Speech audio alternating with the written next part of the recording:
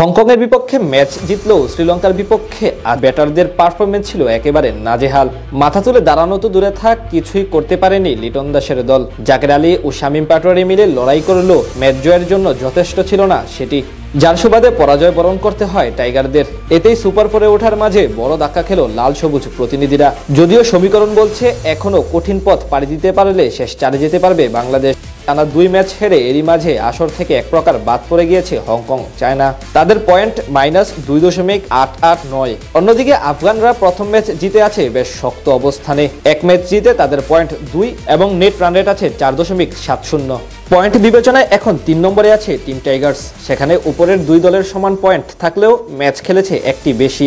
বাংলাদেশের পরবর্তী ম্যাচ আছে রাশিদ খানদের বিপক্ষে। সেটিতে জয় ছাড়া আপাতত কোনো বিকল্প নেই, এমনকি রাখতে হবে বড় ব্যবধান। তবে এরপরেও চেয়ে থাকতে হবে শ্রীলঙ্কা ও আফগানিস্তানের লড়াইয়ে। সেখানে অবশ্যই শ্রীলঙ্কাকে হারাতে হবে হংকংকে এবং আফগানিস্তানকে। অর্থাৎ বাংলাদেশ যদি রাশিদ খানদের হারায় এবং শ্রীলঙ্কা যদি সবগুলো ম্যাচে জিতে, তাহলে টাইগাররা সুপার ফোরে উঠে পড়বে কোনো সমীকরণ ছাড়া। আবার যদি শ্রীলঙ্কা আফগানদের বিপক্ষে হেরে যায়, সেক্ষেত্রে আবার পরবর্তী ম্যাচে লিটনদের বড় জয় পেতে হবে নেট রান রেটের হিসাব মিলাতে। তাই স্বাভাবিকভাবে এখন টাইগারদের চেয়ে থাকতে হবে শ্রীলঙ্কার দিকে, পাশাপাশি শক্তভাবে পরবর্তী ম্যাচে কামব্যাক করতে হবে।